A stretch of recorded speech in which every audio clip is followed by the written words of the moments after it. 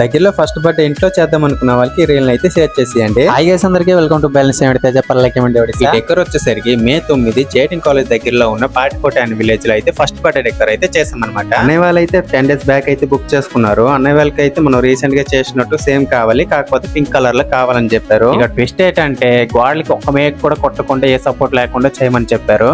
ఏం మాట్లాడుతున్నావురా, నరాలు కట్ అయిపోయింది. సో ఈ ఛాలెంజ్ కి ఓకే అని చెప్పేసి ప్లేస్ దగ్గరికి వచ్చి వర్క్ అయితే స్టార్ట్ చేసి కంప్లీట్ అయితే చేసి ఇచ్చేసాను. ఫైనల్ అవుట్పుట్ ఎలా వచ్చిందో మీరే చూసేయండి.